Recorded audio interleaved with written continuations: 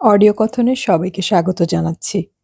আমরা শুরু করেছিলাম শীর্ষেন্দু মুখোপাধ্যায়ের উপন্যাস বৃষ্টির ঘ্রাণ। উপন্যাসটি আমি মোট ৭টি পর্বে ভাগ করে পড়ব। প্রথম ২টি পর্ব আমি আগেই পড়েছি এবং আপলোড করেছি। আজকে আমি পড়ছি উপন্যাসটির ৩য় পর্ব।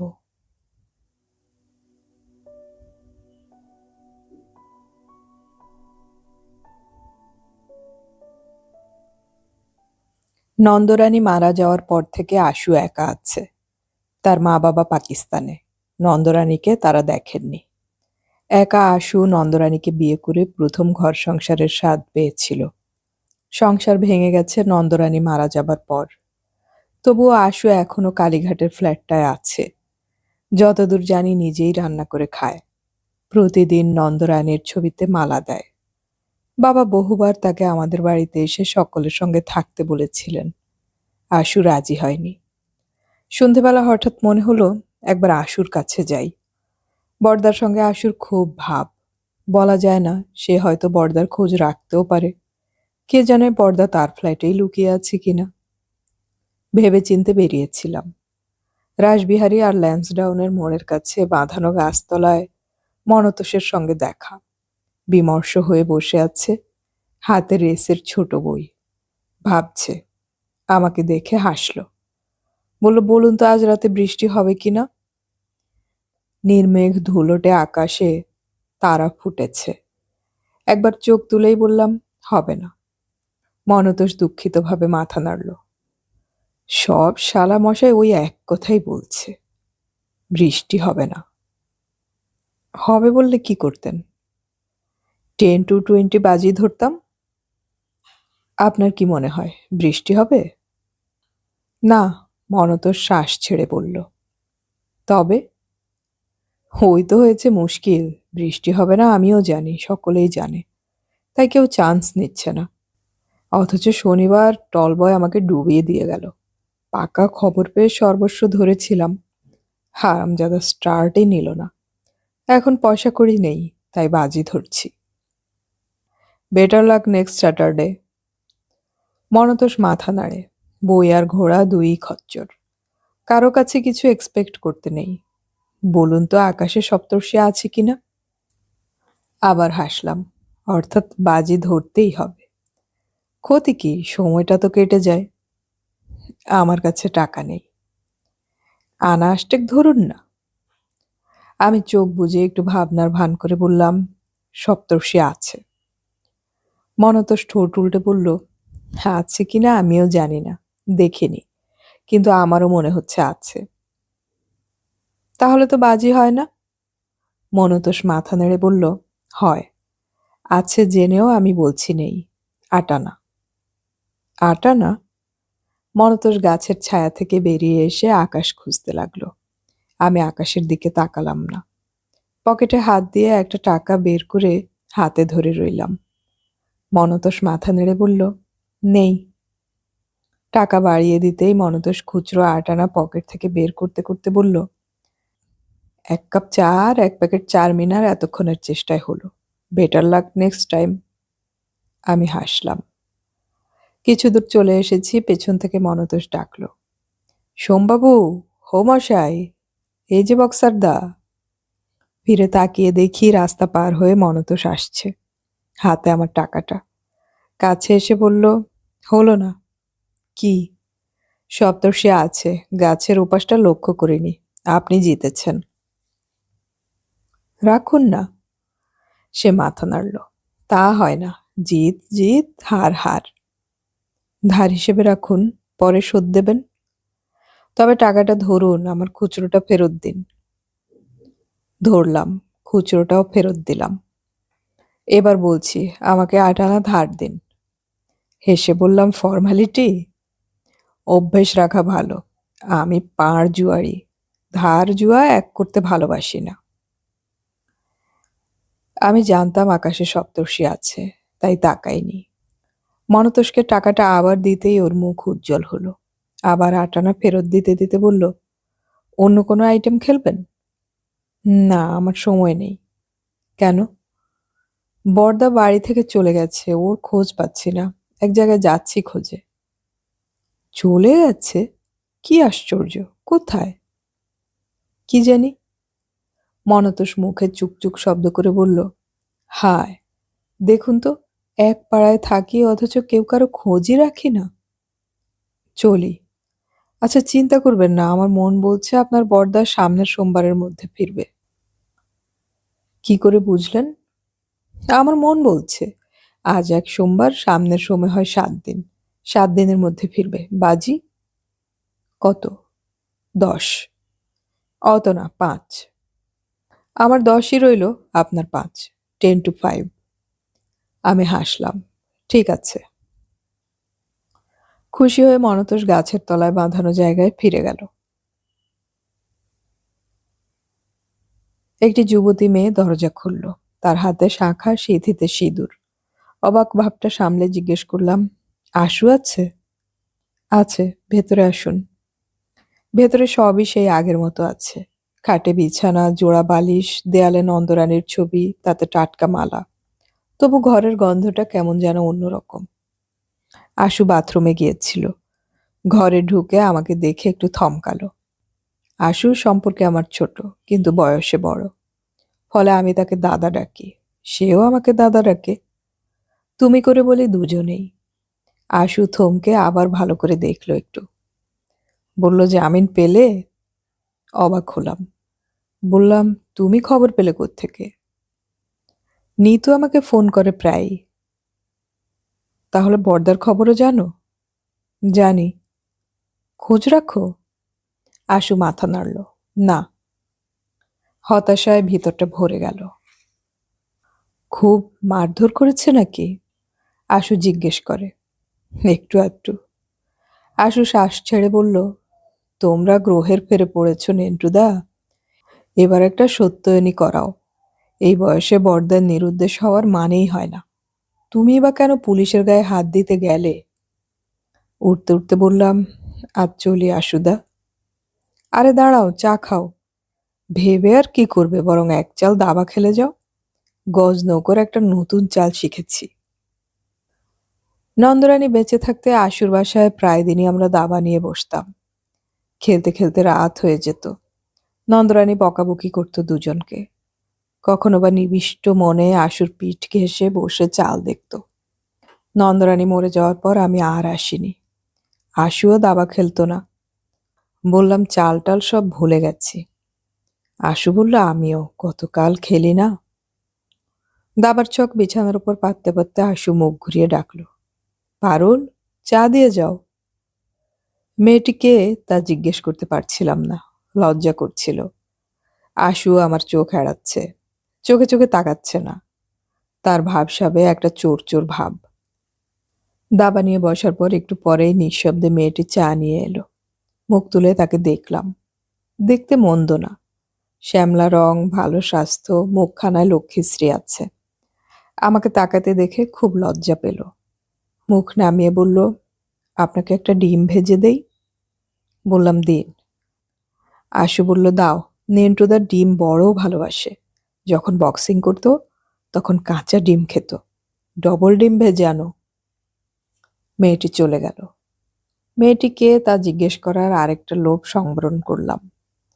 আশুর বাঁ হাতে কোনাচে একটা বোড়ে ওত পেতে বসে আছে। সেটার দিকে চেয়েছিলাম। হঠাৎ আশু বলল, নেন্টুদা, তোমরা আমার উপর রাগ করো না ভাই। একটা কথা বলবো? কি? আশু হঠাৎ লজ্জায় লাল হয়ে মাথা নিচু করে বলল, আমি বিয়ে করেছি। ভারী অবাক হলাম। নন্দরানীর ফটোতে এখনো টাটকা মালা। বললাম, সে কি, খবর পাইনি তো।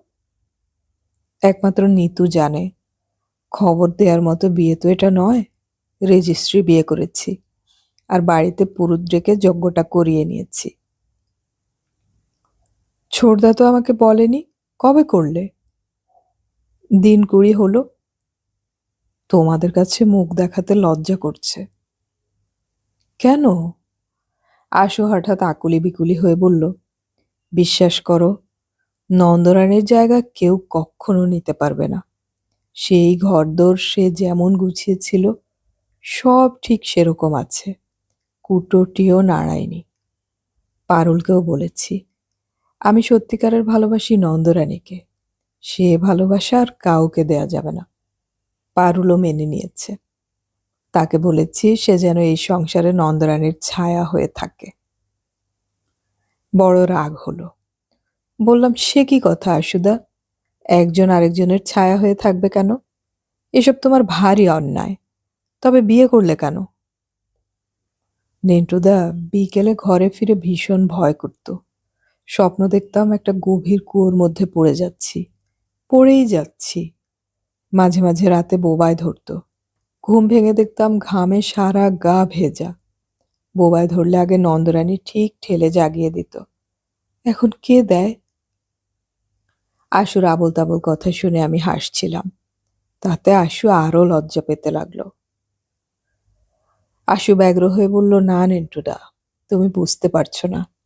নন্দরানী আমাকে প্রথম সংসারের স্বাদ দিয়েছিল। 20-22 বছর মা বাপ ছাড়া হয়ে শেষে হোস্টেলে আমার জীবন কেটেছে। সংসার কেমন, ভালোবাসা কি জিনিস, যত্ন কাকে বলে জানতামই না। পেটে আলসার নিয়ে বুড়িয়ে যাচ্ছিলাম। রানীকে বিয়ে করার পর হঠাৎ বন্যার মতো সব পাওয়া পেতে লাগলাম। সে যে কি ছিল আমার, সে যে কি ছিল, পারুলকে আমি সব বলেছি। ওই দেখো, পারুল নিজের হাতে মালা গেঁথে নন্দরানীকে পরিয়ে রেখেছে, রোজ রাখবে। অমলেটের প্লেট সামনে রেখে পারুলও দাঁড়িয়ে গেল। অপরাধীর মতো মুখ করে বলতে লাগলো, সত্যি দিদির কোনো তুলনা হয় না। নতুন সংসার করতে এসে দেখি ঠিক জায়গায় ঠিক জিনিসটি সাজানো আছে। হাতের কাছে সব পেয়ে গেছি। মশলার কৌটোগুলো ভর ভর্তি, ট্রাঙ্ক বাক্স কি সুন্দর গোছানো।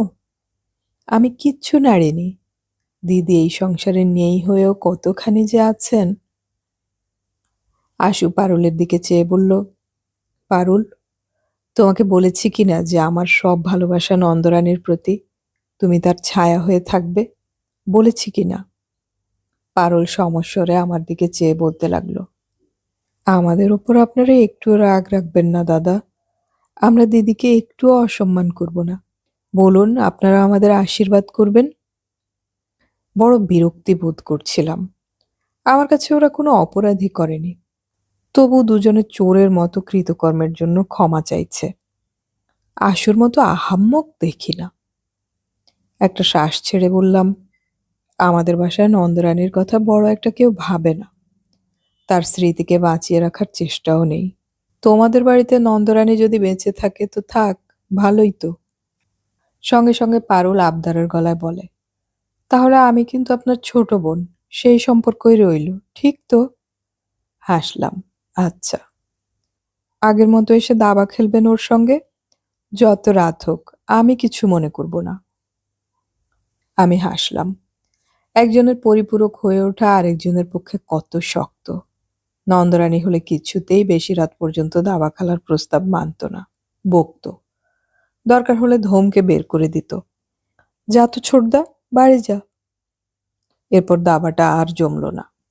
আশুর গজনৌকোর নতুন চালটা আমি লক্ষ্যই করলাম না, মাত হয়ে গেলাম। ওরা ফুটপাত পর্যন্ত আমাকে এগিয়ে দিয়ে গেল। রাতে একা শুয়ে মৃত নন্দরানীর কথা ভাবতে ভালো লাগছিল। ওর দেওয়া 500 টাকার আর অল্পই অবশিষ্ট আছে। স্যুটটা হলো না, না হোক, তার জন্য আমার দুঃখ নেই।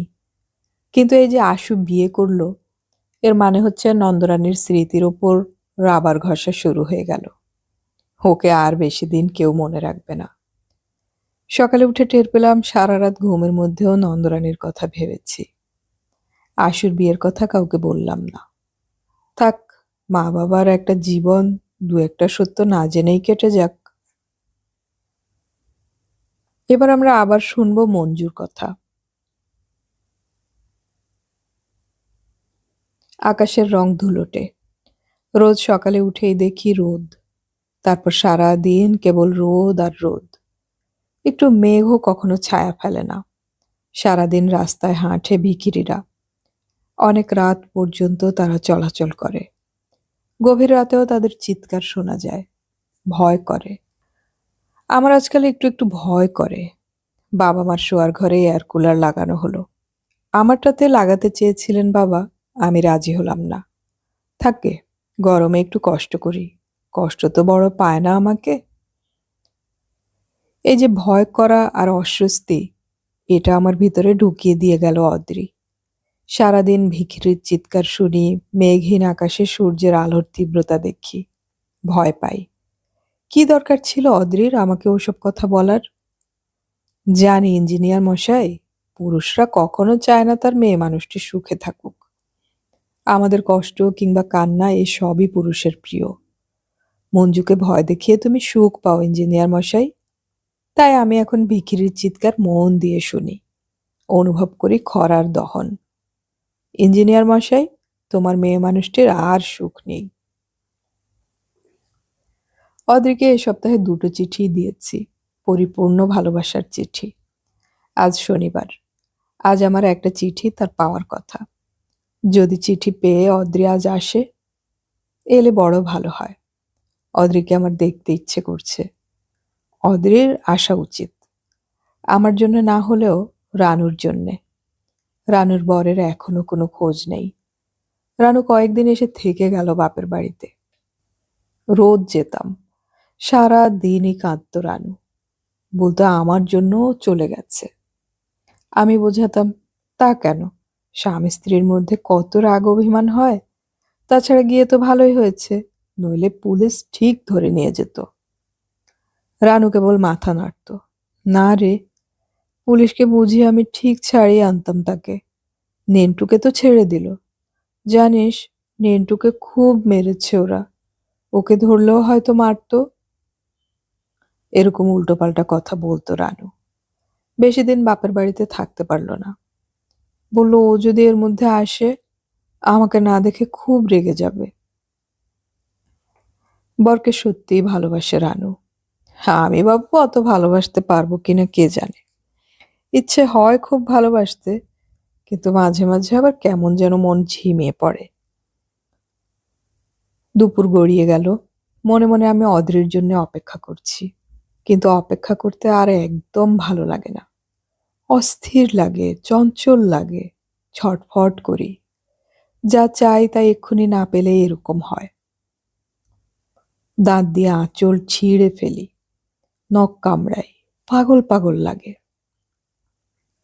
5টা বেজে গেল, তবু এখনো ঠিক দুপুরের মতো খর রোদ। অদ্রি এলো না, আসবেও না বোধহয়। ঘরে থাকতে আমার আর ইচ্ছে করছে না। এক্ষুনি রঙের মধ্যে আমাকে ডুব দিতে হবে। রং, রং ছাড়া এখন আর কিছুই আমাকে ভোলাতে পারবে না। পোশাক পাল্টে আমি বেরিয়ে পড়লাম।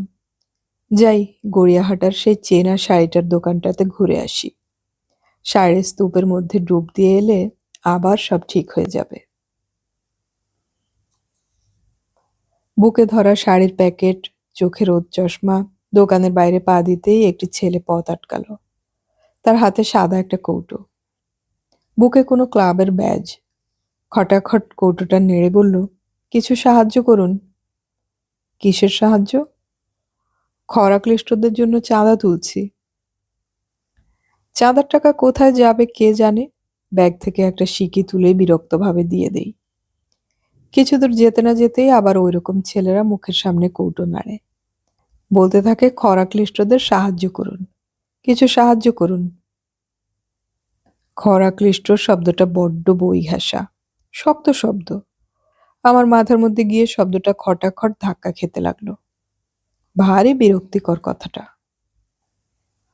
বাড়ি এসে দেখি সেখানেও খরাক্লিষ্ট শব্দটা আমার জন্য ওঁত পেতে বসে আছে। মায়ের ঘরে দক্ষিণ কলকাতা মহিলা সমিতির মিটিং বসেছে। মা সমিতির সম্পাদিকাদের একজন, তার ঘরে প্রায়ই মিটিং বসে। কিছু কিছু লোক থাকে, তারা উভয় লিঙ্গ। হাবুলদা বোধহয় তাদেরই একজন, নইলে মহিলা সমিতির সঙ্গে তার সম্পর্ক কিসের?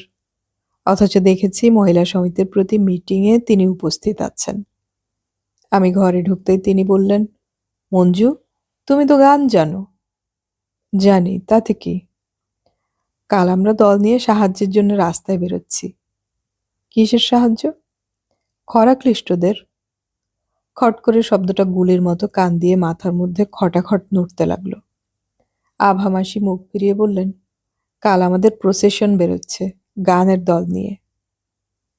রাস্তায় গান গাইতে আমি পারবো না। হাবুলদা ব্যস্ত হয়ে বললেন, হাঁটতে হবে না, গানের দল থাকবে লরির ওপর, মাইক্রোফোন থাকবে, কষ্ট হবে না। তাছাড়া গান তো হবে কোরাসে, গলা না ছাড়লেই হবে। মা বলল, আমার শরীরটা ভালো নেই, অথচ এরা খুব ধরেছে। আমি বলছিলাম আমার বদলে বরং তুই যা মঞ্জু, এই রোদ আমার সহ্য হবে না, প্রেশার বেড়ে যাবে। মহিলা সমিতির ফাংশনে আমি অনেকবার গান গেয়েছি, নৃত্যনাট্যে পাঠ করেছি, গতবারেও চণ্ডালিকা সেজেছিলাম। স্টেজ ফ্রাইট আমার নেই, কিন্তু এখন আর আমার ধরাবাঁধা নাচ গান ভালো লাগে না। আমার আছে গোপন এক পাগল নাচ, আমার আছে কথাহীন খ্যাপা গান, অচেনা এক অলীক পুরুষের জন্য। হাবুলদা অনেক সান্ত্বনা দিয়ে বললেন, প্রসেশন বেশ বড় হচ্ছে, অনেকগুলো সংস্থা একসঙ্গে মিলেমিশে করছি। ফিল্ম আর্টিস্ট গিল্ড আছে, সবুজ সংঘ আছে, মিলন সমিতি আছে, কয়েকজন ফিল্ম স্টারও থাকছেন প্রসেশনে, নামকরা গায়ক গায়িকারাও থাকবেন। আমি মুখ গোজ করে বললাম, ওসব ব্যাপার আমার ভালো লাগে না। খুব অ্যামেজিং ইভেন্ট হবে দেখো। তাছাড়া খরা ক্লিষ্টদের কথা একবার ভাবো মঞ্জু, গ্রাম ছেড়ে সব চলে আসছে, আমাদের প্রত্যেকেরই কিছু করার দরকার আছে। কথাগুলো আমি শুনছিলাম না, কিন্তু নিশুতি রাতে শোনা ভিখিরির চিৎকার আমার কানে আসছিল। কল্পনার চোখে আমি গ্র্যান্ড ট্র্যাঙ্ক রোড ধরে খর রোদে খালি পায়ে হেঁটে যাওয়া হাজার হাজার মানুষের মুখ দেখতে পাচ্ছিলাম। অদ্রি আমার ভিতরের সব সুখ নষ্ট করে এই ছবি স্থাপন করে গেছে। হাবুলদা বললেন, কাল সকালে আমি তোমাকে তুলে নিয়ে যাব, কষ্ট হবে না, যেও কিন্তু। আভা মাসি বললেন, যাবে যাবে, মঞ্জু আবার কবে এক কথায় রাজি হয়, ওকে সব সময় সাধাসাধি করতে লাগে আমাদের, তাই না মঞ্জু? হাসলাম। যাস কিন্তু। অদ্রি এলো না, হয়তো কালও আসবে না। মন ছটফট করে, তার চেয়ে কিছু একটা করা ভালো, মেতে থাকা যাবে। শ্বাস ফেলে বললাম, যাব। আভা মাসি ঠাট্টা করে বললেন, আজ কিংবা কাল আবার অদ্রি আসবে না তো? দেখিস বাপু, শেষে সাপ সাপান্ত করবি। হাবুলদা তাড়াতাড়ি বললেন, অদ্রিবাবু এলে তাকেও নিয়ে নেব প্রসেশনে, তাহলেই তো হলো। লজ্জা পেয়ে পালিয়ে আসি। অদ্রির কথা সবাই জানে, বিয়ে ঠিক হয়ে আছে, কাজে ঠাট্টা করতে কারও আটকায় না। অদ্রি এলো না। পরদিন রবিবার সকালে আমাদের মিছিল বেরুলো। সে এক অদ্ভুত ব্যাপার, ফিল্ম স্টারদের গন্ধে বিস্তর রবাহুত লোক জুটেছে। প্রথমে কথা ছিল ফিল্ম স্টাররা হাঁটবেন, কিন্তু ভিড় দেখে সেই সিদ্ধান্ত বদলাতে হলো। লরির মাথার ওপর গদি পেতে তারা বসলেন। তাদের দুজনের মাথায় সোলার টুপি, একজনের মাথায় ঘোমটা, চোখ সানগ্লাসে ঢাকা। লরির পেছনে শতরঞ্জি পেতে গায়ক গায়িকারা বসে, পেছনে মাইক্রোফোন। লরিতে আমাদের আশেপাশে অগায়ক অগায়িকারা বিস্তর উঠে বসে আছে। সামনে লাল শালুতে মিছিলের উদ্দেশ্য লেখা, পিছনে বেশ কয়েক হাজার মানুষ। ভলান্টিয়ারদের হাতে চাঁদার কৌটো, বুকে ব্যাজ, আবার কাপড় পেতে ধরেও যাবে কিছু লোক। দারুণ অগ্নিবাণে গানের সঙ্গে সঙ্গে মিছিল চলতে লাগলো। আমি ঘামতে লাগলাম। এত লোক একসঙ্গে দেখে কেমন ভয় ভয় করছিল। প্রাণপণে চোখ বুজে কোরাসে গলা মিলিয়ে দিলাম। রাস্তার দুধারে লোক দাঁড়িয়ে যেতে লাগলো। দূর থেকে দেখতে পাচ্ছিলাম রাস্তার দুধারে আগে থেকে কাতার দিয়ে মানুষ দাঁড়িয়ে। এই মিছিলের খবর আজ খবরের কাগজে বেরিয়েছে, তাই এত ভিড়। মিছিল যত এগোয় ততই রাস্তার দুপাশে চাপ বা ভিড় বাড়তে থাকে। এত লোকের মধ্যে নিজেকে খুঁজে পাওয়া যায় না, হারিয়ে যাওয়া বলে মনে হয়। কানের কাছে মাইক্রোফোনের চোঙা, আমাদের গলার স্বরেই কানে তালা ধরিয়ে দিচ্ছে। কেমন হঠাৎ দিশেহারা, বিশৃঙ্খল, অদ্ভুত লাগছে সবকিছু। খোলা রাস্তায় আমি কোনো দিন গান গাইনি। চারদিকে লোকজন, তার ভিতর থেকে মাঝে মাঝে ফিল্ম স্টারদের নাম ধরে কেউ কেউ ডাকছে, আনন্দে চিৎকার করছে। লরির উপর থেকে স্টাফরা হাত নাড়ছেন মাঝে মাঝে। দেখতে পাচ্ছি গলদঘর্ম ভলান্টিয়াররা তাদের ভরা কৌটো লরিতে ফেলে দিচ্ছে। হাত বাড়িয়ে হাবুলদার কাছ থেকে খালি কৌটো নিয়ে আবার ঝাঁপিয়ে পড়ছে ভিড়ে। পয়সার ভারে ঝুলে প্রায় রাস্তা ছুঁয়েছে 4 জনের হাতে ধরা কাপড়। রাসবিহারী ধরে ধীরে ধীরে মিছিল এগোতে থাকে পশ্চিম দিকে। গান গাইতে গাইতে হঠাৎ আমার চোখে জল আসছিল, আবেগে, উত্তেজনায়। এত লোকের ভিড়, বিশাল মিছিলে মানুষের পদযাত্রা, গানের সুর, মানুষের ব্যগ্র হয়ে পয়সা দেওয়া, এসবের মধ্যে কি একটা মহত্ব রয়েছে ঠিক বোঝানো যায় না। আমি যেন প্রথম রাস্তায় নেমেছি। এই প্রথম আমি এক হয়ে গেছি সর্বসাধারণের সঙ্গে। আর 5 জনের সঙ্গে কোরাসে গাইতে গাইতে এই প্রথম আমি দুঃখী মানুষদের জন্য একটা কিছু করছি। আমি গলা ঢেলে গাইতে লাগলাম। আমার গাল বেয়ে চোখের জল নামলো। মিছিলটা আটকালো দেশপ্রিয় পার্কের কাছে। প্রথমটায় বুঝতে পারলাম না কেন। রাস্তার মাঝখানে অল্প বয়সী ছেলে ছোকরা আর ফটোগ্রাফাররা লরির আগে আগে হাঁটছে অনেকক্ষণ ধরে। তাই মাঝে মাঝে লরি আটকাচ্ছিল, থেমে থেমে চলছিল। কিন্তু এবার একদম দাঁড়িয়ে গেল। আমরা ঘুরে ফিরে বাংলাদেশের হৃদয় হতে গেয়ে যাচ্ছিলাম। গানের তীব্র শব্দ ভেদ করে চিৎকার ভেসে আসছিল। অবশেষে আমাদের গান থামাতে হলো। মিছিল আটকে গেছে। কে যেন মিছিল যেতে দিচ্ছে না। লরির সামনে ছুটে যাচ্ছে লোকজন। ভলান্টিয়াররা চিৎকার করছে। কিছু বোঝা যাচ্ছে না। আমি তখনও আমার চোখের জল মুছিনি। উঠে লরির ধার থেকে গলা বাড়িয়ে দেখি রাস্তার মাঝখানে লরির সামনে পথ আটকে দাঁড়িয়ে আছে কয়েকটা ছেলে। পা ফাঁক করে দুহাত দুদিকে ছড়িয়ে তারা পথ আটকে আছে। মাঝখানের ছেলেটার ভঙ্গি অন্যরকম। সে চিৎকার করে কিছু বলছে, শোনা যাচ্ছে না। লম্বা রোগা কালো ছেলেটা, কিন্তু তার 2 চোখ ধকধক করে জ্বলছে।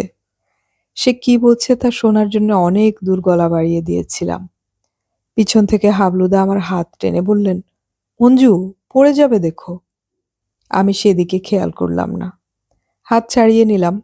ছেলেটাকে আমি দেখেছি। কোথায় যে দেখেছি, কবে যে দেখেছি। ছেলেটা এক পা করে এগিয়ে এলো। ভলান্টিয়াররা তার পথ আটকাচ্ছে। ছেলেটা তার আগুন চোখে লরির মাথার দিকে তাকিয়ে চিৎকার করে বলল, এটাও কি অভিনয়? চারদিকের লোকের চিৎকারে কিছু শোনা যাচ্ছিল না। আমি উগ্র আগ্রহে ছেলেটার দিকে মুখ করে শোনার চেষ্টা করছিলাম। ছাড়া ছাড়া ভাবে শুনতে পেলাম, এটা তো তামাশা। রাস্তায় নেমেছেন যখন রাস্তাতেই নামুন। মানুষের দুর্দশা বাংলাদেশ ঘুরে দেখে আসুন, নইলে বাড়ি ফিরে যান।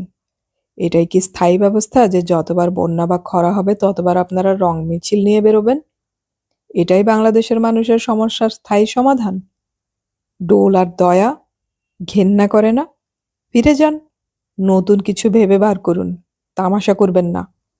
বাংলাদেশের মানুষ কেন আপনাদের দয়ার জন্য বসে থাকবে? কালকের খবরের কাগজে আপনারাই বা কেন ঘেন্নার ছবি নিজেদের ছবি হিসেবে দেখবেন আর দয়ার কথা পড়বেন? মানুষকে ভালোবাসা এত সহজ নয়। কথাগুলো সে বলছিল তীব্রতার সঙ্গে। রাগে আক্রোশে তার মুখ তামাটে। রোদ জ্বলছে তার চোখে। গায়ে হাওয়াই শার্ট, পরনে ভাঁজহীন রংহীন প্যান্ট, পায়ে চপ্পল।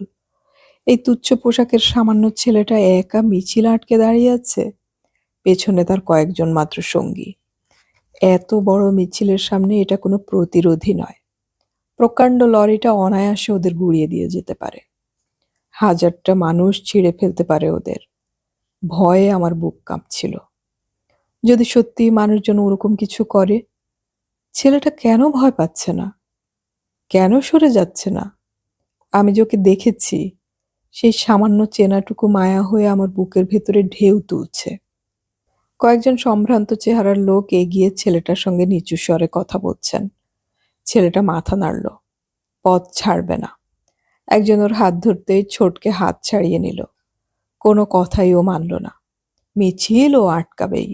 ওর ধারণা বাংলাদেশের দুঃখী মানুষদের নিয়ে এ এক রং তামাশা। আশ্চর্য এই, আমার আবেগ হঠাৎ কোথায় উবে গেল। একটু আগে মহত্বের ভাব চারপাশে অনুভব করে আমি কাঁদছিলাম। এখন হঠাৎ কেঁদেছি বলে আমার লজ্জা করতে লাগলো।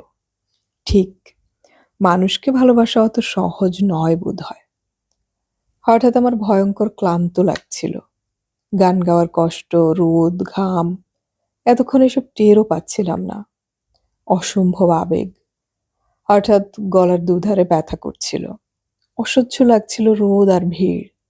খুব তেষ্টা পেয়েছে আমার। দিশেহারার মতো আমি চারদিকে চেয়ে দেখছিলাম। এই মিছিল থেকে পালাবার কি কোনো পথ নেই? কে যেন চিৎকার করে আমার কানের কাছে বলল, পুলিশ আসছে, পুলিশ আসছে। সেই মুহূর্তে ভিড়ের ভিতর থেকে দুটো গুন্ডা চেহারার লোক বেরিয়ে এলো। এতক্ষণ আমি ওদের দেখেছি লরির পেছনের পাল্লায় বসে চুপচাপ সিগারেট খাচ্ছে। মাঝে মাঝে হাবুলদার সঙ্গে চোখের ইশারায় কি কথা বলে হাসছিল। নিঃশব্দে কখন লরি থেকে নেমে গেছে। তাদের একজন এগিয়ে গিয়ে ছেলেটার কাঁধে হাত রেখে কিছু বলল। ছেলেটা স্থির দৃষ্টিতে তার দিকে আগুন চোখ তুলে তাকালো। উত্তর দিল। শোনা গেল না। তারপরেই দুজন দুদিক থেকে হঠাৎ ছেলেটার দুই হাত ধরল। রোগা ছেলেটা গুন্ডাদের হাতে এবার মার খাবে। আমার সমস্ত অস্তিত্ব দুই চোখে এনে আমি দৃশ্যটা দেখছিলাম। ছেলেটা কিন্তু সামান্য হাসল। লোক দুটোর দিকে তাকালোও না। কেবল শরীরটা একটু মোচড় দিয়ে হাত দুটো অনায়াসে ছাড়িয়ে নিল। তারপর আঙুল তুলে শাসালো ছেলেটা। আমি শুনতে পেলাম সে বলছে, তোমাদের দিন শেষ হয়ে আসছে। শুনে লোক দুটো থমকে গেল। পর মুহূর্তে লাফিয়ে পড়ল ছেলেটার উপর। তারপর শুধু হাত আর পা আর মানুষের শরীর জড়িয়ে কি একটা হতে লাগলো। আমি তার কিছুই বুঝলাম না। ভিড় ঢেকে দিল সবকিছু। গোলমালের মধ্যেও হাবুলদা আমাকে চোখে চোখে রেখেছেন। তিনি এসে আমার হাত ধরলেন। মঞ্জু, ভয়ের কিছু নেই। আমি তার মুখের দিকে তাকিয়ে কিছু না ভেবেই হঠাৎ বললাম, ওই লোক দুটোকে আপনি পাঠিয়েছেন হাবুলদা? তিনি সবিস্ময়ে বললেন, কোন লোক দুটো? ওই যে যারা ছেলেটাকে মারছে। না তো, মারবে কেন? সরিয়ে দিচ্ছে। ছেলেটা পাগল। আমি বললাম, আমার খুব শরীর খারাপ লাগছে, আমি চলে যাব। সে কি, মিছিল তো সবে শুরু হয়েছে, নার্ভাস হয়েও না। এসব কিছু নয়। কত রকমের ছেলে ছোকরা বদমাশ আছে কলকাতায়, এক্ষুনি সব ঠিক হয়ে যাবে। না, আমি আর পারছি না। আর একটুক্ষণ থাকলেই আমি অজ্ঞান হয়ে যাব। আমাকে নামিয়ে দিন। সিরিয়াসলি বলছো? সিরিয়াসলি। আমি থাকতে তোমার কিন্তু ভয় নেই। না না, আমি ভয় পাচ্ছি না। আমার পক্ষে আর যাওয়া সম্ভব না। আমি বাড়ি যেতে চাই। হাবুলদা দাঁতে ঠোঁট কামড়ে কি একটু ভেবে বললেন, তুমি যখন চাইছো না, প্লিজ আমাকে নামিয়ে দিন। ঠিক আছে, দাঁড়াও। ভিড় আর গোলমালে কেউ আমাদের লক্ষ্য করছিল না। আমি হাবুলদার হাত ধরে খানিকটা ঝুলে ছেঁচড়ে লরি থেকে ঝুপ করে নামলাম। ভিড় ঠেলে বেরিয়ে এলাম বাইরে। পিছন পিছন এসে হাবুলদা বললেন, তুমি একা যেতে পারবে? পারবো। মিছিলটার সঙ্গে আমাকে থাকতেই হবে, নইলে তোমাকে ঠিক পৌঁছে দিতাম মঞ্জু। হাবুলদা ফিরে গেলেন। আমি উদ্ভ্রান্তের মতো লোকজন ছাড়িয়ে ফাঁকার দিকে হাঁটতে লাগলাম। পিছনে তখন খুব চিৎকার আর গোলমাল শোনা যাচ্ছে। মিছিলটা বোধহয় শেষ পর্যন্ত ভেঙেই যাবে। আমি আর ফিরে তাকালাম না। হাঁটতে লাগলাম, দিশেহারা উদ্ভ্রান্তের মতো। আমি যেন একটা সঙের দলে ছিলাম এতক্ষণ। আমার বিশ্রী লাগছিল। ভিড় ছেড়ে ফাঁকায় পড়লাম। রাস্তাঘাট এখন স্বাভাবিক। উত্তেজনা নেই, আবেগ নেই, শান্ত মানুষেরা হাঁটছে। খুব ভালো লাগছিল আমার। যেন খুব জ্বর উঠেছিল, নেমে গেছে। শরীরটা দুর্বল, ঘাম দিচ্ছে, বুক জুড়ে তেষ্টা। সামনে একটা টিউবওয়েল। একটা পশ্চিমা লোক হাতল লাগানো টিনে জল ভরছে। কোনো দ্বিধা না করে তার সামনে গিয়ে বললাম, ভাই, একটু জল খাবো। জি। সে সসম্ভ্রমে তার টিন সরিয়ে পাম্প দিতে লাগলো। আমি দু আঁজলা ভরে অনেক জল খেলাম। গরিব পশ্চিমা লোকটা স্নিগ্ধ চোখে আমাকে দেখল। এই হচ্ছে দয়া, ভালোবাসা। কাছাকাছি মুখোমুখি দাঁড়িয়ে এক মানুষ অন্যজনের আঁজলা ভরে দেয় তেষ্টার জল। এর তুলনায় ওই মিছিল কি ভীষণ কৃত্রিম। মিছিলের শেষে ক্লান্ত হয়ে যে যার বাড়ি ফিরে আবার নিজস্ব জীবনযাপন করে যাবে।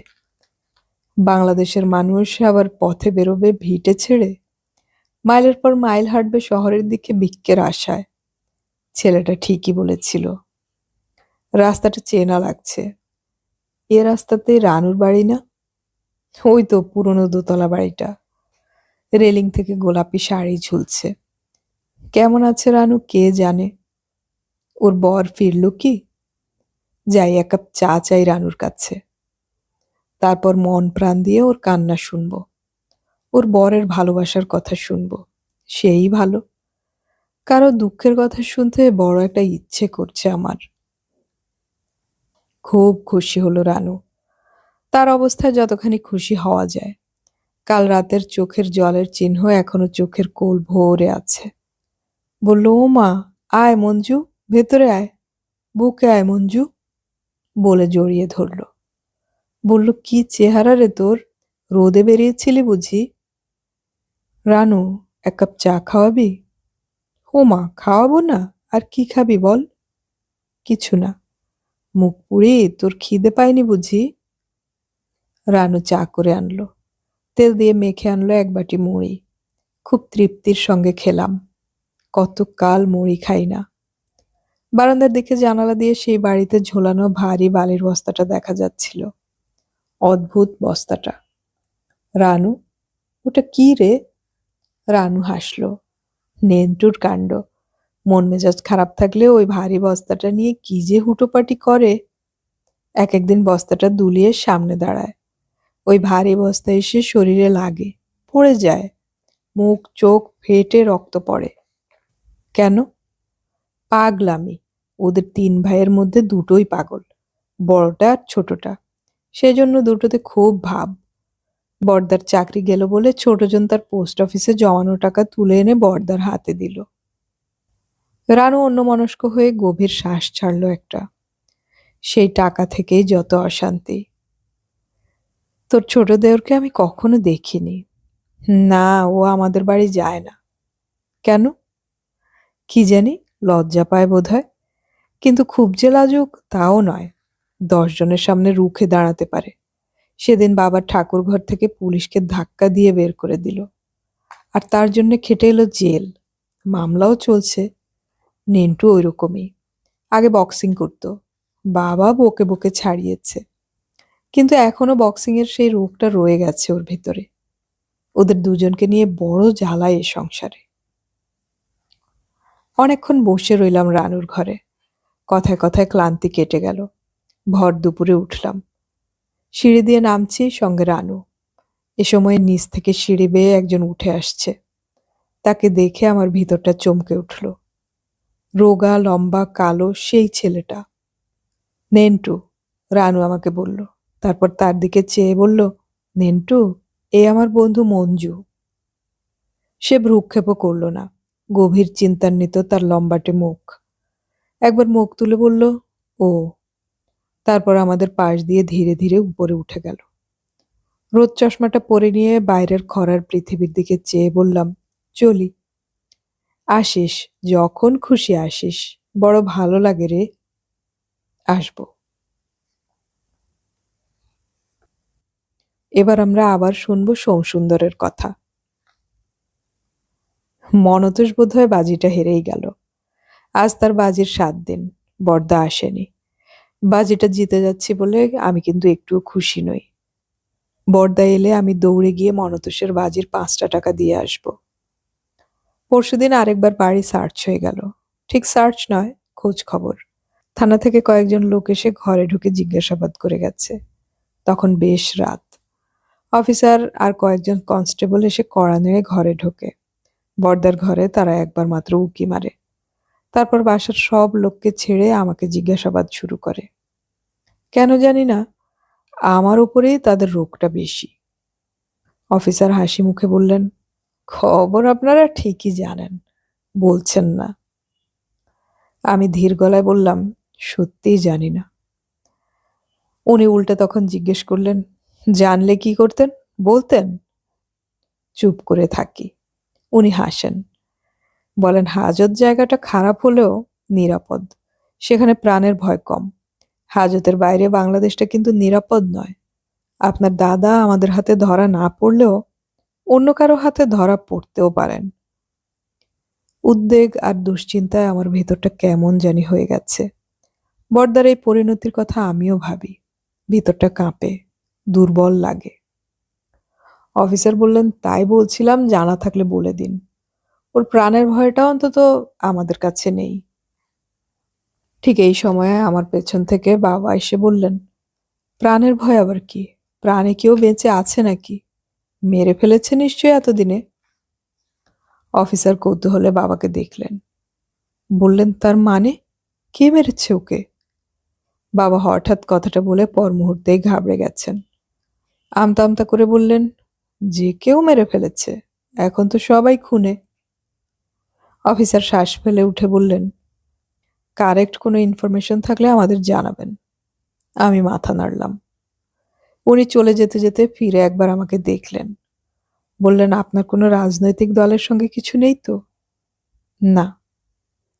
উনি ভ্রু কুঁচকে একটু তাকিয়ে থেকে বললেন, কয়েকদিন আগে এ পাড়ায় কয়েকটা ছেলে একটা মিছিলের উপর হামলা করে। মিছিলটা ছিল খরাক্লিষ্টদের জন্য সাহায্যের মিছিল। বড় বড় লোকেরা তাতে ছিলেন। তারা ডায়েরিও করে রেখেছেন, কিন্তু ছেলেগুলোকে আমরা কিছুতেই আইডেন্টিফাই করতে পারছি না। তারা কারা জানেন? আমি মাথা নাড়লাম। উনি হাসলেন। ওদের দেওয়া একটা ছেলের বর্ণনার সঙ্গে কিন্তু আপনার বেশ মিল। সেই ছেলেটা ৩-৪টে ছেলেকে ঘুষি মেরে ফেলে দেয়। তারপর ঘুষি চালাতে চালাতে ভিড় কেটে বেরিয়ে যায়। অতগুলো লোক তাকে ধরতেও পারেনি। আমি চুপ করে থাকি। উনি ঠান্ডা গলায় বললেন, যতদূর জানি আপনি বক্সার ছিলেন না? আমি একটা শ্বাস ফেলি। উনি সেটা লক্ষ্য করলেন। বললেন, সোমসুন্দরবাবু, মিছিলটা কিন্তু কোনো পলিটিক্যাল মিছিল ছিল না। মিছিলটার উদ্দেশ্যও ভালোই ছিল। তবু কেন তার উপর কয়েকটা ছেলে হামলা করেছিল? আপনি একটু ভেবে দেখবেন, ছেলেগুলো কাজটা ঠিক করেছিল কিনা। একটা নন পলিটিক্যাল মিছিলের ওপর এই অ্যাগ্রেশনের কোনো মানেই হয় না। এসব প্রশ্নের কোনো উত্তর হয় না। সুন্দর অদ্রিকে দেখে দাদার বিয়ের আসরে আমার যেমন অযৌক্তিক রাগ হয়েছিল, এও তেমনি একটা ব্যাপার। মিছিলটায় অনেক সুন্দর ছেলেমেয়েরা ছিল, চিত্রতারকারা ছিলেন, গায়ক গায়িকারা ছিলেন। মিছিলের ওই অভিজাত সৌন্দর্যটা আমার সহ্য হয়নি। পরিণতি কি হবে না ভেবেই আমি আমার রাস্তার বন্ধুদের ডাক দিয়ে ছুটে গিয়েছি মিছিল আটকাতে। আমার বন্ধুরা ব্যাপারটার মাথা মুন্ডু বুঝতে পারেনি। তারা আমাকে ফিরিয়ে আনতে গিয়ে হুজ্জুতে খানিকটা ছড়িয়ে পড়ে। তারপর গোলমাল দেখে পালায়। ৩-৪ জনের সঙ্গে নয়, মাত্র ২ জনের সঙ্গেই আমার হাতাহাতি হয়েছিল। তারা দিলীপ আর বাবু। এই এলাকায় সবাই ওদের চেনে, নামকরা গুন্ডা। দিলীপের সঙ্গে একসময় গড়িয়াহাটে আমি বিস্তর আড্ডা দিয়েছি। পুলিশের কাছে দিলীপ আমার নাম অনায়াসে বলতে পারত। বলেনি দেখে অবাক লাগছিল। বস্তুত ওই ঘটনার পর প্রতি মুহূর্তে আমি পুলিশের জন্য অপেক্ষা করে আছি। অফিসার আমার মুখের দিকে নিষ্পলক তাকিয়েছিলেন। আমি চোখ নামিয়ে নিলাম। চলে যাওয়ার আগে উনি বললেন, আপনি একটু বেশি মাত্রায় অ্যাগ্রেসিভ। পুলিশ চলে গেলে বাবা আমার মুখের দিকে একটু চেয়ে রইলেন। তারপর খুব হতাশ গলায় বললেন, মিছিলের উপর হামলা করেছিস নাকি? আমি হাসলাম। ও কিছু না। বাবা বললেন, তোদের গায়ে কিসের জ্বালা কে জানে। তোরা দুটো ভাই আমাদের শান্তি দিবি না নাকি? আমি অপরাধী মুখ করে চুপ করে থাকি। বাবা বড় শ্বাস ফেলেন। ভেবেছিলাম বাবার গায়ের জ্বালা যখন আমার মধ্যে নেই, তখন আমার ছেলেদের মধ্যেও থাকবে না। কিন্তু থার্ড জেনারেশনে বাবাই আবার ফিরে এসেছেন। তোকে দেখলে আমার বুক কাঁপে। বারান্দায় অনেকক্ষণ মাথায় হাত দিয়ে বসে রইলেন বাবা। আমি রেলিংয়ে ভর দিয়ে বাইরের দিকে চেয়েছিলাম। পুলিশ এসে চলে যাওয়ার পরও একমাত্র ছোটদাই স্বাভাবিক আছে। বই নিয়ে আইনের ধারা মুখস্থ করছিল। ওর সামনে এখন আমরা কেউ নেই। আছে সুন্দর মেয়ে মালা, আছে ভবিষ্যৎ। পুলিশের বুটের শব্দে বাচ্চাটা উঠে পড়েছিল। তাকে আবার ঘুম পাড়িয়ে বৌদি এসে বারান্দায় বসল। মা ছোটদার বিছানায় বসে আছে। হাত বুলিয়ে দিচ্ছে ওর পিঠে। ছোটদাকে এই সময়টায় মশা কামড়ায়। অন্য হাতে মা চোখের জল মুছছে। একটু আগে দেখে এসেছি। বাবা মাথা টিপে ধরে বললেন, তোমাদের সংসারটা ভেসে যাচ্ছে বৌমা, সামাল দিতে পারবে না। ওই নেন্টুকে ধরে নিয়ে যাবে পুলিশে, খুব মারবে, মেরেই ফেলবে। আরেকজনকে তো মেরেই ফেলেছে।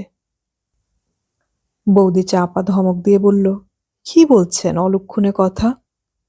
বাবা মাথা নাড়েন, না হলেই ভালো, কিন্তু সত্য বাড়ির বাইরে কোথাও এতদিন থাকেনি। বড় ভীতু ছেলে, খুঁতখুঁতে। ও কি কোথাও গিয়ে থাকতে পারে? মেরেই ফেলেছে, লাশ সরিয়ে ফেলেছে কোথাও। বাবা! বৌদি আর্তনাদ করে। মা উঠে এসে বলে, আস্তে কথা বলো, নিতু পড়ছে। আমরা চুপ করে যাই। তারপর বারান্দায় তিনজন নিজেদের 3 রকম ব্যক্তিগত চিন্তায় মগ্ন হই। একা হয়ে যাই। গভীর রাত পর্যন্ত আমরা কেউ শুতে যাই না। ঘুমের কথা মনেই আসে না। রেলিংয়ে ভর দিয়ে আমি সামনের দিকে চেয়ে থাকি। বৌদি নিঃশব্দে কাঁদে। বাবা চুপ, পাথরের মতো। সেই নিস্তব্ধতায় কেবল ছোটদার বই পড়ার গুনগুন শব্দ হয়। মা কোন দলে তা ঠিক বোঝা যায় না। মা এখন যেমন নির্বিকারভাবে ছোটদার পিঠে হাত বুলিয়ে দিচ্ছে, ঠিক ওই রকম দরকার হলে আমার পিঠেও দেবে। বড়দা ফিরে এলে বড়দার পিঠেও হাত বোলাবে। মাঝে মাঝে মাকে জড়িয়ে ধরে জিজ্ঞেস করি, আমাদের মধ্যে কাকে বেশি ভালোবাসো মা? মা ফোকলা মুখে হাসে। আমার মা ওই রকমই। নন্দরানী ছিল মার কোল পোছা মেয়ে। সে মরে যাওয়ার পর থেকেই মার বোধ বুদ্ধি যেন বা কমেই গেছে। অনেক রাত পর্যন্ত আমি মাকে নিয়ে ভাবলাম। এ সবই পরশুদিনের কথা। মনতোষ বলেছিল 7 দিনের মধ্যে বড়দা ফিরবে। আমার মন বলছিল মনতোষ জিতে যাবে। কিন্তু আজ সেই 7 দিনের রাত, বড়দা ফেরেনি। পুলিশ আমাদের কাছে বড়দার খোঁজ নেয়। আবার আমরা নেই পুলিশের কাছে। আজ সকালেই মালার বাবা সুধাংশুবাবু এসে ডেকে নিলেন আমাকে। ফর্সা বেঁটে খাটো লোকটি, দুটো চোখে খুব বুদ্ধির ঝিলিক। সন্ধ্যার পর একটা পকেটওয়ালা ফতুয়া আর লুঙ্গি পরে যখন নিচের তলার ঘরে এসে বসেন, তখন মক্কেলদের ভিড় লেগে যায়। আস্তে আস্তে ফতুয়ার পকেট টাকায় ফুলে ওঠে। গোনার সময় পান না। বড় মেয়ের বিয়ে দিয়েছেন এক IAS অফিসারের সঙ্গে। 2 ছেলের একজন পুনায় চাকরি করে, অন্যজন নেপালের ভদ্রপুর থেকে বিদেশি জিনিস কিনে এনে কলকাতায় বেচে। বাড়িতে থাকে কমই। মোটামুটি সুধাংশুবাবুর মতো সুখী লোক দেখা যায় না। সে কথা তিনি 5 জনের কাছে স্বীকারও করেন। সন্তোষপুরে 2 বিঘা জমি জুড়ে বাড়ি করেছেন।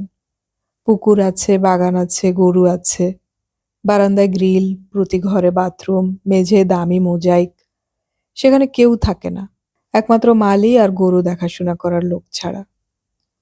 মাঝে মাঝে কেবল তারা ওখানে বেড়াতে যান। 3-4 দিন থেকে আসেন। রোজ সকালে সন্তোষপুর থেকে প্রথম বাসে তাদের তরল দুধ আসে, ফুল আসে, তরিতরকারি, এমনকি মাছও আসে। সেই বাড়ির ছবি তুলে দেয়ালে টাঙিয়ে রেখেছেন। মক্কেলরা দেখে, আমরাও দেখছি। মক্কেলদের মাঝে মাঝে কেস হিস্ট্রির ফাঁকে ফাঁকে বলেন, লোকে বলে পুকুর ভরা মাছ, গোয়াল ভরা গরু। এসব সত্য যুগের কথা। কিন্তু আমার সন্তোষপুরের বাড়িতে যদি যান, দেখবেন অবিকল তাই। পুকুরে মাছ, 3টে হরিয়ানার গাই 24 সের দুধ দেয়। বাগানে তরি তরকারি, আম, জাম, কলা। ছেলে দুটো বাইরে থাকে। ছোট মেয়েটা তো খাওয়ার নামে মুখ সিটকোয়। আমরা বুড়ো বুড়ি, তা খায় কে? কোনো মক্কেল পরামর্শ দেয়, বেচে দেন না কেন? শুনে ভারী রেগে যান। বেচবো কেন? বেচার জন্য তো করা নয়। আমার বড়লোক বাপ অল্প বয়সে একবার তাড়িয়ে দিয়েছিল বাড়ি থেকে। প্রতিজ্ঞা করেছিলাম নিজের রোজগারে বাপকে ছাড়িয়ে যাব। বলে হাসলেন। সে হাসিতে তৃপ্তি ফুটে ওঠে। বলেন, বাগানে তরি তরকারি শুকিয়ে যায়, গাছের ফল পেকে পচে পড়ে যায়, গরুর দুধ খেয়ে নেয় বাছুর, মাছের গায়ে শ্যাওলা পড়ে মশাই। এ আমার ভালোই লাগে। বেটে মানুষ, ট্রামে বাসে মানুষের বগলের গন্ধ শুকতে হয়। তাই একটা গাড়ি কেনার কথা ভাবছেন ইদানিং। ভাত ঘুমটাই এই বয়সে বড্ড জ্বালায়। ফলে ট্রামে ঘুমের ঝোঁকে মাথাটা গোত্তা খেয়ে অন্যের গায়ে লাগে। লোকেরা ব্যঙ্গ করে। গাড়ি হলে দিব্যি নিরিবিলিতে গাড়ির কোণে মাথা রেখে ঘুমটি পরিপাটি সেরে নেবেন। সুখী সুধাংশুবাবু গম্ভীর মুখে আমাকে ডেকে বললেন, নেন্টু, গত রাত্রে থানায় কিছু লোক ধরে এনেছে। একবার যাবে নাকি, যদি সত্য ওর মধ্যে থেকে থাকে? তার গম্ভীর মুখের দিকে চেয়ে বুঝতে একটুও দেরি হয় না যে আমার বরদার জন্যে তার দুশ্চিন্তা নেই, আছে বিরক্তি। তার সুখের জীবনে কোথাকার কি এক সত্য সুন্দর। কাক যেমন গেরস্তর বাড়িতে মরা ইঁদুর ফেলে যায়, তেমনি এক অদ্ভুত সমস্যা ফেলে গেছে। সত্যসুন্দর ফিরে এসে যতক্ষণ না আগের মতোই সংসারের ভার নিচ্ছে, ততক্ষণ পর্যন্ত নিত্য সুন্দরকে কেড়ে নেওয়া যাচ্ছে না। মালা বড় একগুঁয়ে জেদি, অবিমৃষ্যকারীও বলা যায় তাকে। নিত্য সুন্দর পাত্র হিসেবে কিছুই না। জুডিশিয়ারি পাশ করেছে, মুনসেফ হলেও তার বড় জামাইয়ের পাশে দাঁড়াতে পারবে না। নিত্য সুন্দরের আছে কেবল চেহারাটা, লম্বা, চিপচিপে, ফর্সা, টেনিস খেলোয়াড়ের মতো ফিগার আর অসম্ভব সুন্দর মুখশ্রী। মুখখানা লম্বাটে, কালো মিশমিশে ভ্রু, টানা চোখ, সুন্দর নাক, ঠোঁট। সিনেমার পর্দা থেকে নেমে আসার চেহারা। তবু সুধাংশুবাবুর বিষয়ী চোখ জানে এসব জীবনে খুব একটা কাজে আসে না, এবং সুন্দর চেহারার বখেরাও অনেক। দাবিদার জুটে যায়। তবু মালার এই পছন্দকে তাদের মেনে নিতে হয়েছে। সত্যসুন্দরের অবাধ যাতায়াত ও বাড়িতে। ওই পরিবারের সঙ্গে সন্তোষপুরের বাড়িতেও কখনো কখনো চড়ুইভাতি করে আসে নিত্য সুন্দর। 50% জামাই হয়ে গেছে। লোকে জানে, আত্মীয় স্বজনরাও জেনে বসে আছে। সংসারের এসব পাকা ঘুঁটি আর কাঁচানো যায় না, তাই নিত্য সুন্দরকে আলাদা হওয়ার পরামর্শ দিয়ে রেখেছেন তারা। আমরাও জানি সামনের মাসে বিয়েটা হয়ে গেলে নিত্য সুন্দর আলাদা হতেও পারে। গোল বাঁধিয়েছে সত্য সুন্দর। এই বুড়ো বয়সে কেউ যে এমন ছেলে মানুষই করতে পারে তা সুধাংশুবাবুর জ্ঞান অভিজ্ঞতায় আসেই না। ছোট জামাই জালে পড়ে ছটফট করছে, সুধাংশুবাবু টেনে তুলতে পারছেন না। তার গম্ভীর চিন্তিত মুখের দিকে চেয়ে আমার একটু কষ্ট হলো। কদিন আগে ভাবি আত্মীয়তার খাতিরে আমাকে তিনি জামিন দিয়ে নিয়ে এসেছেন। সত্য সুন্দরের এখনো খোঁজ নেই। আমি বিনীতভাবে বললাম, বরদা বোধহয় কলকাতায় নেই, থাকলে একটা খবর ঠিকই দিত। ছেলেটাকে বড্ড ভালোবাসে, তাকে ছাড়া থাকতেই পারে না। তারও একটা খবর নেয়ার চেষ্টা করত। বরদা তার শিফট ডিউটির শেষে যখন তখন ফিরত। ফেরার ঠিক ছিল না, কিন্তু যে সময়ে ফিরুক নিচের তলায় সিঁড়ির প্রথম ধাপটিতে পা দিয়েই ছেলের নাম ধরে চিৎকার করতে করতে উঠত। বাচ্চা বুবলা সাড়া দিত, ছুটে যেত সিঁড়ির মুখে, আনন্দে কেঁপে কেঁপে হাসত। আজকাল বুবলা ঘুমের মধ্যেও চমকে উঠে উঠে পরিষ্কার রাগের গলায় জিজ্ঞেস করে, মা, বাবা কোথায়? তার মা তাকে ভোলায়, এই তো আসবে, তোমার জন্য কত কি আনবে, পুতুল, বল, চকলেট, কত কি। ছেলেটা শুনতে শুনতে ঘুমিয়ে পড়ে। পৃথিবীর সর্বত্র একই নিয়মে বাচ্চাদের স্তোক দিয়ে ভুলিয়ে রাখা হয়। বাচ্চারা ভুলে থাকে, কিংবা হয়তো মনে রাখে, আমরা জানি না। তবে বুবলা তার বাবাকে ভুলে যাচ্ছে এ কথা ভাবতে আমার কষ্ট হয়। সুধাংশুবাবু চিন্তিত মুখে বললেন, তবু একবার দেখে আসা ভালো, যদি সত্য থেকে থাকে তাহলে তো জামিন দিতে হবে। ওসি মানুষটি ভালোই, যদিও মুখে অবিরল খারাপ কথা লেগে আছে, তবু তার মাথা ঠান্ডা, হাসিটি সহৃদয়তায় ভরা। কানাঘুষে শুনেছিলাম দর্শন শাস্ত্রে এমএ। আমাকে দেখে মুখ তুলে হাসলেন, বললেন, কি গায়ের ব্যথা কেমন? আমি চুপ করে রইলাম। গায়ের ব্যথা মরে গেছে, কিন্তু আমি কিছুই ভুলি না। উনি গলা নিচু করে বললেন, কনস্টেবলরা মুখ্য সূক্ষ্ম মানুষ, গাঁওয়ার, ওদের ব্যবহার মনে রাখবেন না। মারধরের নিয়ম চলে আসছে, আমরা ঠেকাতেও পারি না। সারাদিন চোর চোরটা পকেটমার নিয়ে কারবার বুঝে নিত, অটোমেটিক্যালি মুখ খারাপ করে ফেলি, হাত উঠে যায়। বসুন না, বসুন। বললেন, দাদার কোনো খবর পেলেন? মাথা নাড়লাম। না, খবর নিতেই এসেছি। কাল রাতে কয়েকজনকে নাকি ধরে এনেছেন আপনারা। উনি মাথা নাড়লেন। ওর মধ্যে নেই, সকলের বয়সী 20-র নিচে বা একটু উপরে। একটা বাড়িতে ৫-৭ জন ছেলে আর ৩-৪টে মেয়ে একসঙ্গে ছিল। একটা ছেলে বোমা ফেটে মরণাপন্ন। আমরা যখন রেড করি তখন ছেলেটা চেঁচাচ্ছে, "আমাকে মেরে ফেললো এরা, আমাকে বাঁচান!" বলেই হেসে ফেললেন তিনি। খিকখিক করে ইঙ্গিতময় একটা অশ্লীল হাসি। বললেন, "সেই বিপ্লবের ডেরায় আমরা কি পেয়েছি জানেন? বোমা, রিভলভার, শর্টগান, কার্তুজ, কুড়ুল, ছোড়াছুরি আর প্রচুর পরিমাণে কন্ট্রাসেপটিভস।" আমি চুপ করে রইলাম। উনি আমার মুখের দিকে চেয়ে রইলেন একটুক্ষণ। মুখে সেই হাসি। বললেন, "অবশ্য খবরের কাগজে কন্ট্রাসেপটিভসের কথা আমরা জানাবো না, কিন্তু আমরা জানি এই রোমান্টিক বিপ্লবের পেছনে সেক্স অনেকটাই কাজ করছে। বিপ্লবের মানে অনেকের কাছে ফ্রিডম অফ সেক্স। বয়সের ছেলেমেয়েরা একসঙ্গে থাকছে, উঠছে, বসছে, এনজয় করছে, কারো কিছুই বলার নেই। এরা বেশিরভাগ গরিব ঘরের ছেলেমেয়ে, ছাত্রছাত্রী কিংবা বেকার।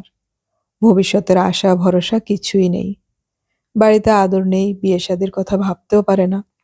এইভাবেই পুষিয়ে নিচ্ছে। আর কিছু আছে বড়লোকের ছেলে, পার্ল হোটেল, ব্লু ফক্স বা টিঙ্কাতে মদ খায়, নাচে, ইংরেজি গান গায়, বাজনা বাজায়, ইংরেজি স্কুল বা ভালো কলেজে পড়ে। তাদেরও কিছু ফ্রাস্ট্রেশন আছে।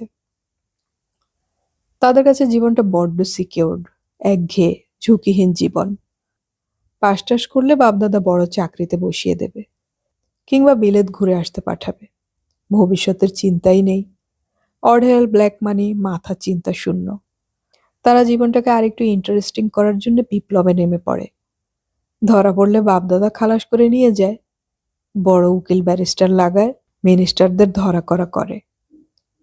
উনি মিটমিটে চোখে আমার মুখখানায় কি একটু খুঁজে বললেন, "এইসব চ্যাংড়াদের দলে আপনার দাদা যে কেন ভিড়তে গেলেন?" এর কোনো উত্তর আমি জানি না। উনি শ্বাস ফেলে বললেন, "দেশের রাজনীতি এবং বিপ্লব টিপ্লবের পিছনকার সবচেয়ে সত্যি কথাগুলি পুলিশেরই জানা আছে। পাবলিক পুলিশকে যতই ঘেন্না করুক, পুলিশের চেয়ে জ্ঞানী দেশে আর কেউ নেই। আপনার দাদাকে পেলে তাকে আমি এমন কিছু ইনফরমেশন দিতে পারতাম যে রাতারাতি তার রাজনীতি ঘাম দিয়ে ছেড়ে দিত। তিনি পুনর্মূষিক হয়ে যেতেন। যদি দাদাকে পান আমার কাছে নিয়ে আসবেন।" উঠতে যাচ্ছিলাম, উনি হাত তুলে বসতে ইঙ্গিত করলেন। ঘরের মধ্যে অবিরল লোকের যাতায়াত। তিনি অফিসের কাজকর্ম দু একটা সেরে নিচ্ছেন। বোঝা যায় গপ্পে লোক, অনেক কথা জমে আছে বুকে। তারপর মুখ তুলে বললেন, "আমরা সব খবর রাখি। কদিন আগে আপনি একটা মিছিলে হামলা করেছিলেন। আপনার নামে একটা ডায়েরিও করা আছে। কিন্তু যতদূর মনে হয় আপনি কাজটা করেছিলেন অ্যাডভেঞ্চার হিসেবে, ভেবেচিন্তে করেননি। তাছাড়া আমাদেরও এসব ছোটখাটো হামলা নিয়ে মাথা ঘামানোর সময় নেই। রোজ খুন, জখম, ডাকাতি আর বিপ্লব সামলাতে হিমশিম খাচ্ছি। চুরি, ছিনতাই, মারধরের গাদা গাদা ডায়েরি পড়ে আছে। অ্যাকশন নেওয়া যাচ্ছে না। আপনার বিরুদ্ধেও নিচ্ছি না। কিন্তু বলে রাখি, শরীর যখন খুব ছটফট করবে তখন বাইরে কোথাও চলে যাবেন। স্বাস্থ্যকর জায়গায় গিয়ে কদিন থাকলে লিভার, স্টমাক সব ঠিক হয়ে যাবে। উত্তেজনাও কমে যাবে এবং স্বাভাবিক বোধ করবেন। খামোখা কারো ওপর হামলা করতে ইচ্ছে হবে না।" কোনো উত্তর না দিয়ে উঠে পড়লাম। উনি হাসলেন। বললেন, "আসবেন মাঝে মাঝে। এখানে এলে জ্ঞান বাড়ে।"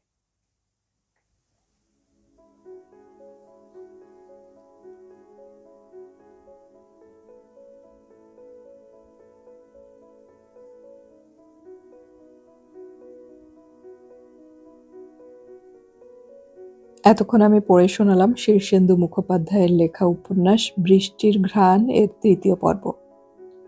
উপন্যাসটির বাকি পর্বগুলো আমরা খুব শীঘ্রই আপলোড করার চেষ্টা করব, শোনার আমন্ত্রণ রইল। অডিও কথনে আমাদের গল্প পাঠ ভালো লাগলে চ্যানেলটি সাবস্ক্রাইব করে রাখুন এবং বন্ধুদেরকে শেয়ার করুন। আমাদের গল্প পাঠ আপনাদের কেমন লাগছে তা কমেন্টে অবশ্যই জানাবেন। উপন্যাসের পরবর্তী পর্বগুলো আপলোড হওয়ার সাথে সাথে নোটিফিকেশন পেতে হলে আমাদের সাবস্ক্রাইব বাটনের পাশের বেল আইকনটি চেপে রাখুন। গল্প পড়ি, গল্প শুনি, বাংলা গল্প ছড়িয়ে পড়ুক সবখানে।